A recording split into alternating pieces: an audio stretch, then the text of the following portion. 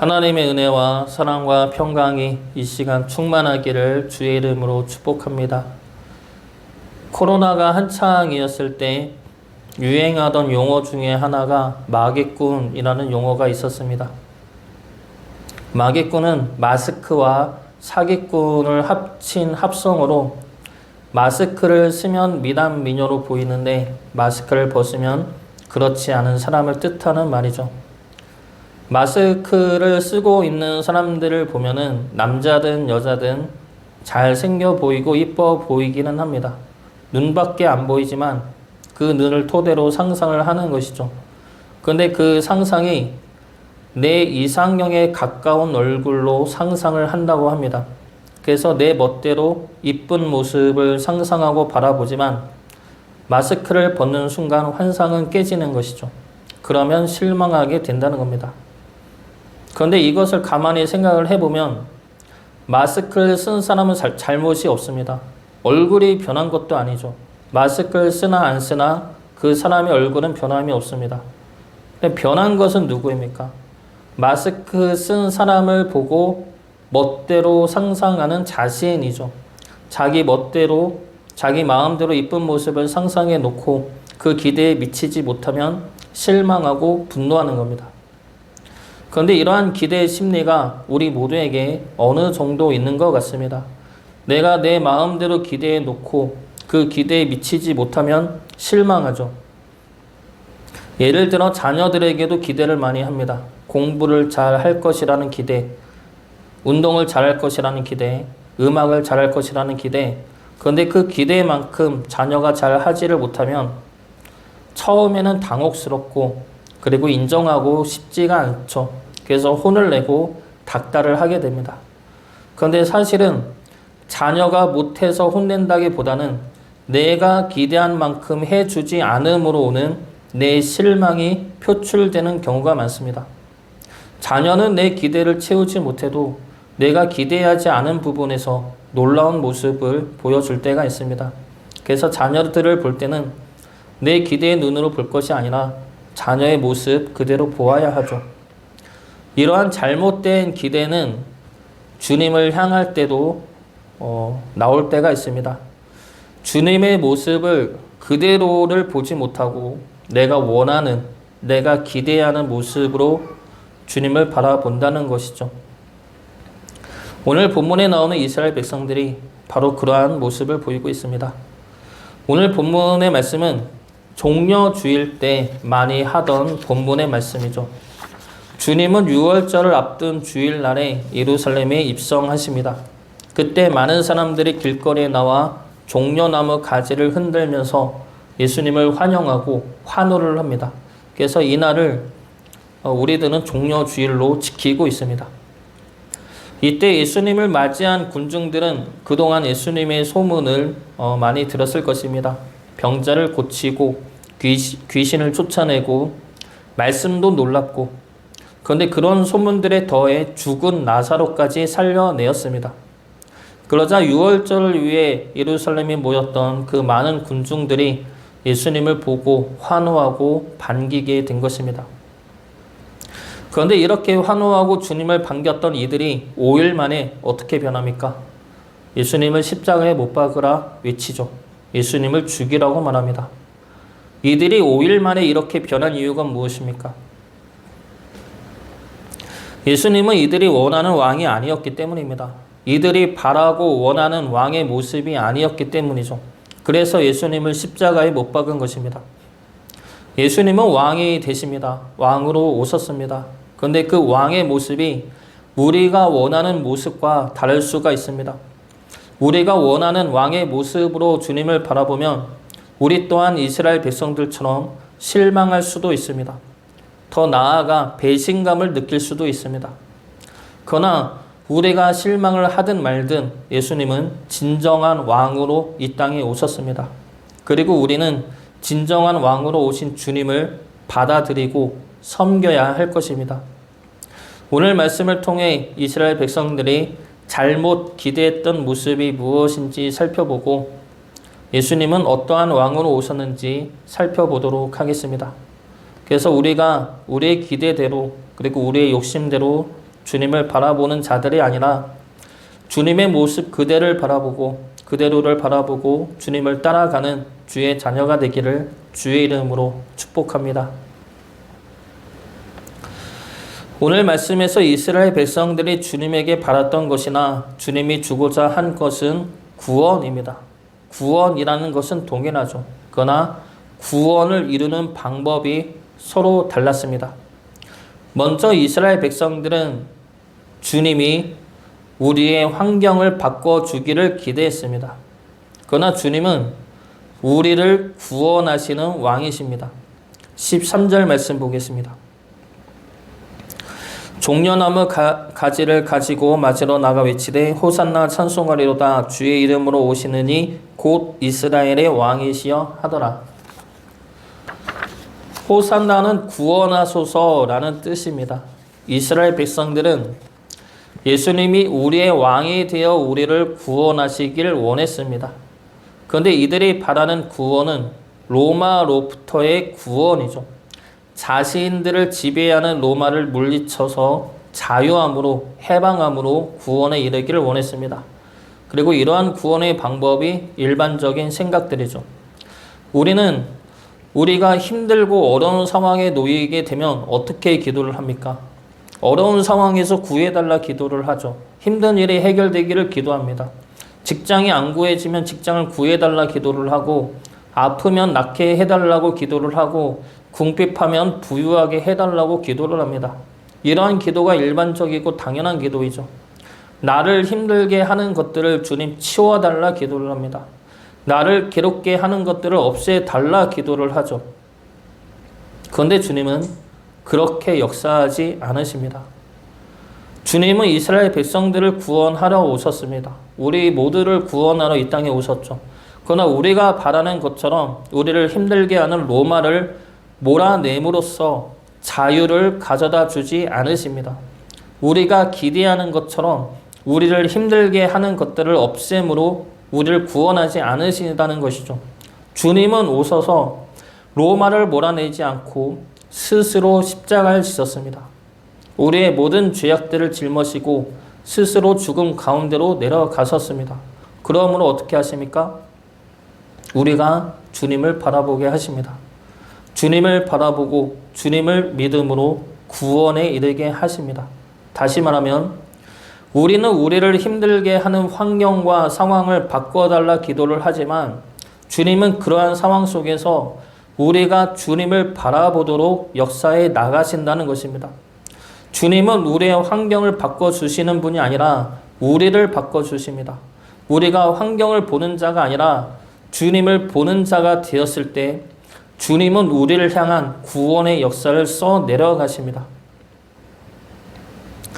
인터넷에서 들은 이야기인데 어느 취준생이 취업을 준비하는 학생이 면접을 보고 있었습니다.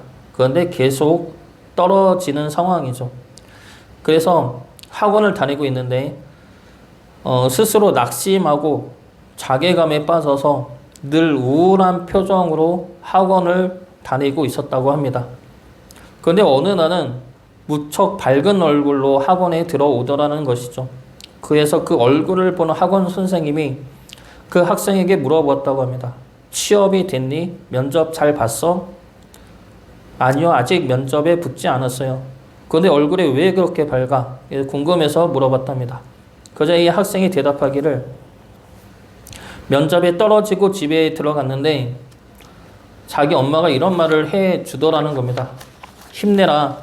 방구 끼다 보면 똥 싼다. 그래서 이 말이 너무 웃기면서 힘이 되더라는 것이죠. 그리고 자신이 힘들어하는 면접과 취업에 대해 그렇게까지 힘들어할 필요가 없음을 알게 되니까 표정도 저절로 밝아지게 되었다는 겁니다. 그래서 이 학생에게는 엄마의 말 한마디가 힘이 됐겠지만 그 말 뒤에 엄마가 자신을 돌보고 있고 자신의 아픔을 위로하고 있다는 것이 더 힘이 되었을 것입니다. 우리도 마찬가지라는 것이죠. 우리의 환경은 수시로 변합니다. 우리가 힘들다고 기도하는 어려움은 그때가 지나면 또 다른 어려움이 되어서 우리를 찾아옵니다. 그러나 환경은 변해도 주님은 변하지 않죠. 주님은 여전히 우리와 함께 하셔서 우리를 지키시고 돌보시고 힘을 주십니다. 그리고 주님만이 그 모든 상황들 가운데서 우리를 구원하실 수 있는 힘과 능력이 되십니다. 주님은 우리가 그런 상황과 환경으로부터 자유하기를 원하십니다. 그 상황 속에서 두려워하지 말고 주님을 바라보기를 원하십니다. 그래서 구원의 능력이 누구에게 있는지, 참된 평안이 어디에 있는지를 알기 원하시고, 그리고 그것을 주기를 원하십니다.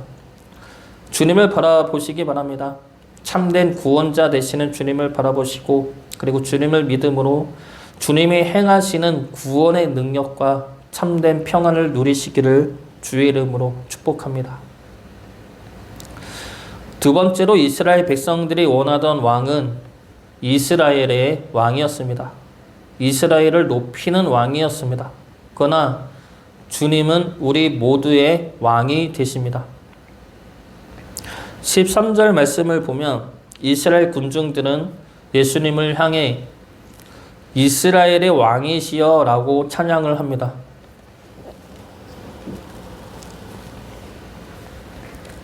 이스라엘의 왕은 이스라엘을 위하는 왕이죠.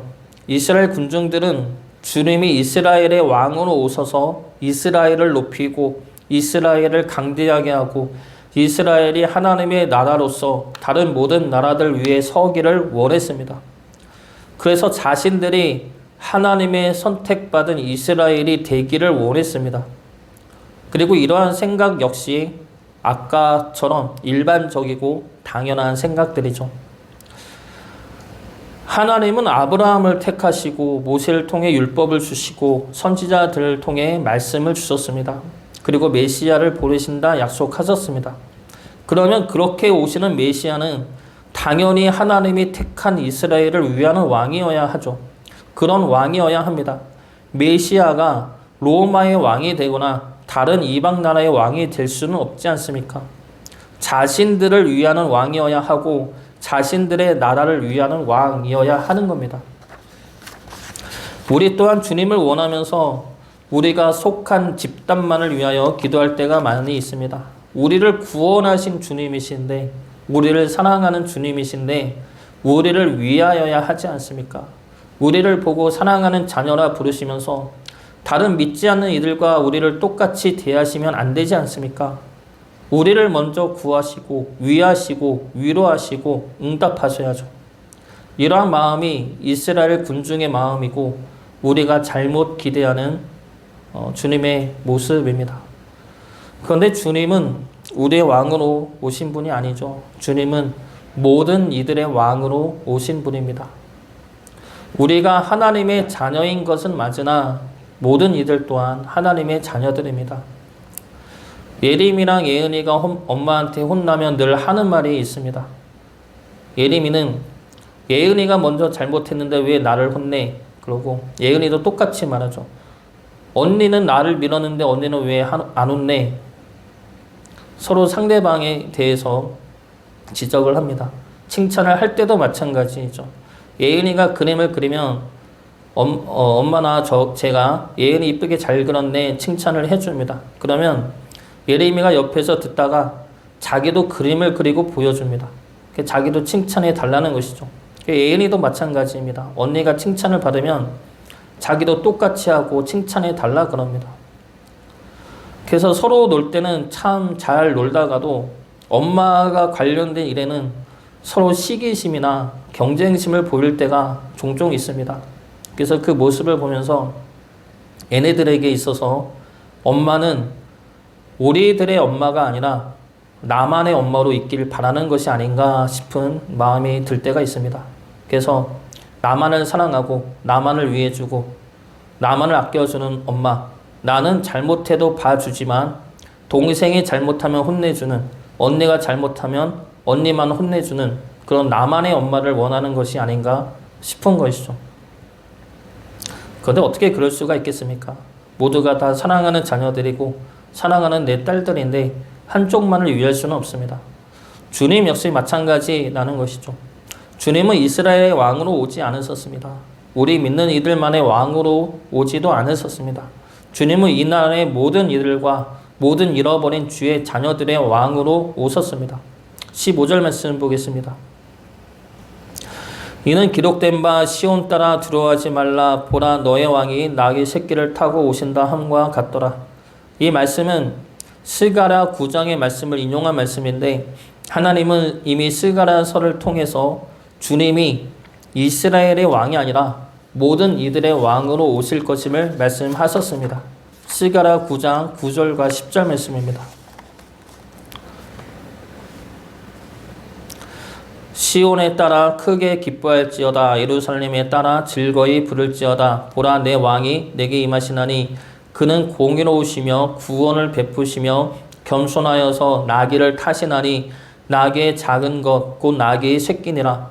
내가 에브라임의 병거와 예루살렘의 말을 끊겠고 전쟁하는 활도 끊으리니 그가 이방 사람에게 화평을 전할 것이요 그의 통치는 바다에서 바다까지 이르고 유브라데 강에서 땅끝까지 이르리라. 10절에 보면 주님의 통치가 어디입니까? 바다에서 바다까지이죠. 유브라데 강에서 땅끝까지입니다. 모든 나라를 통치하시는 모든 나라의 왕으로 오신 분이 우리 주님 되십니다.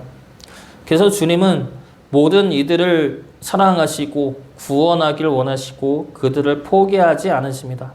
그렇기 때문에 우리가 구원을 받은 것이죠. 그리고 우리가 사랑하는 이들 역시 우리가 기도하는 이들 역시 주님의 구원 계획 안에 있는 자들입니다.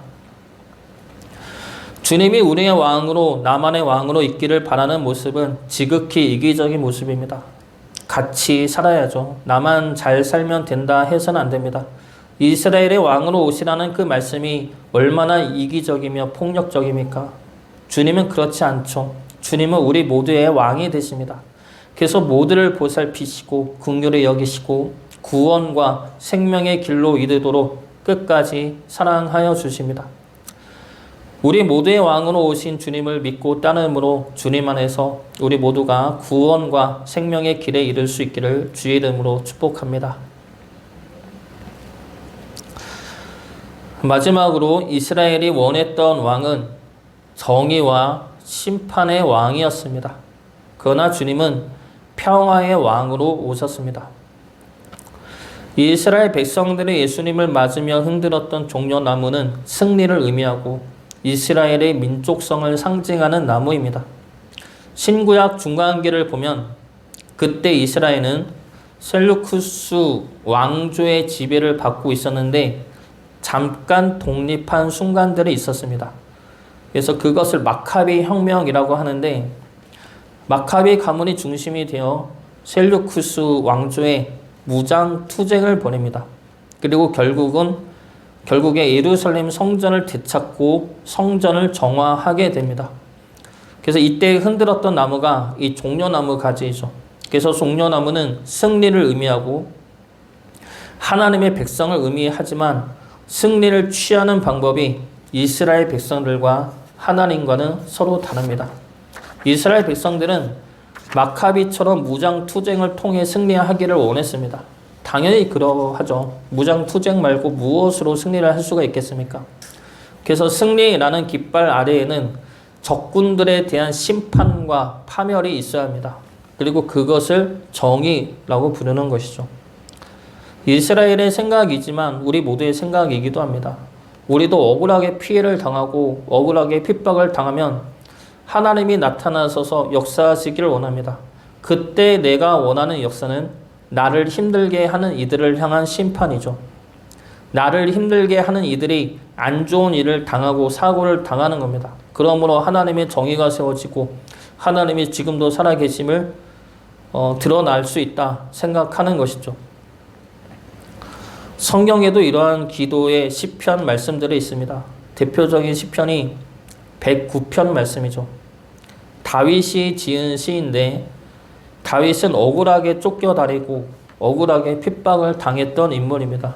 그래서 이 시에는 자신을 공격하는 그들을 향한 저주가 담겨 있습니다. 일부분만 읽어보면 이렇습니다. 시편 109편 5절부터 10절까지의 말씀입니다.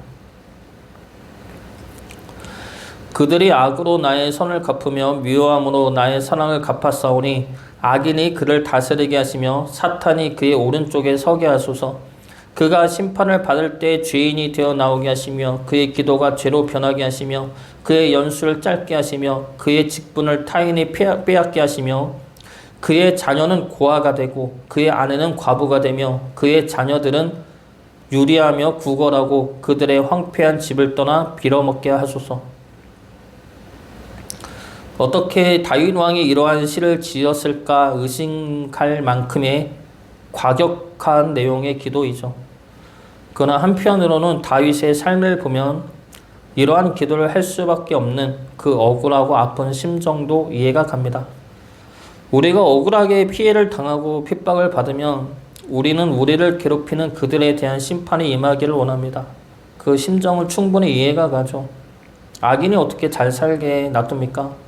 그러나 다윗의 시를 보면 지켜야 할 선이 있습니다. 먼저 심판은 내가 하는 것이 아니라 하나님에게 있다는 것이죠.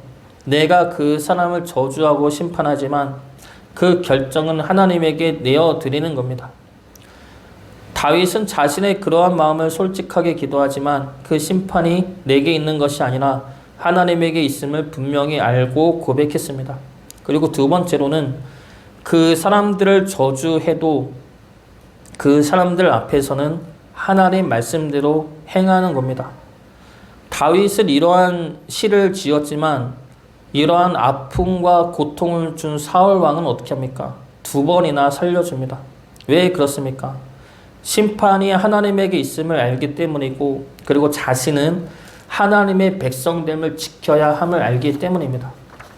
나를 힘들게 하는 그 사람이 싫다고 해서 그 사람과 똑같이 행해서는 안 됩니다. 나는 하나님의 백성임을 알고 그 백성됨을 지켜야 한다는 것이죠. 그리고 세 번째로 나 또한 하나님 앞에 죄인임을 잊지 않는 겁니다.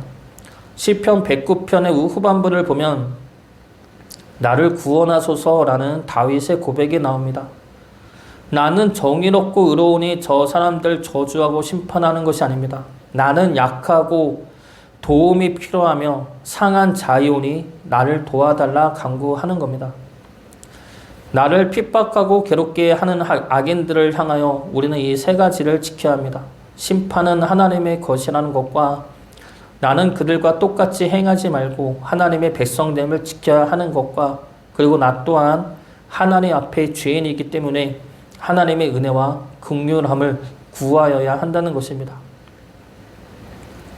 주님은 악인을 향한 심판을 구하는 이스라엘 백성들에게 나귀를 타고 오십니다. 나귀는 평화의 상징이죠. 말을 타고 오셨다면 심판을 상징하겠지만 나귀를 타고 오셨다는 것은 심판이 아니라 구원을 위하여 오셨음을 의미합니다. 우리는 주님이 오셔서 악한 이들을 심판하기를 원하지만 주님은 죄인들을 구원하러 오셨습니다. 그래서 우리 또한 그 구원을 받게 된 것이죠. 그리고 우리를 괴롭히고 힘들게 하는 그들 역시도 하나님의 은혜 안에서 구원의 역사가 임하게 될 것입니다. 평화의 왕이며 화평의 왕으로 오신 주님을 기쁨으로 맞으며 주님을 따라 주의 백성됨을 지켜 행하기를 주의 이름으로 축복합니다.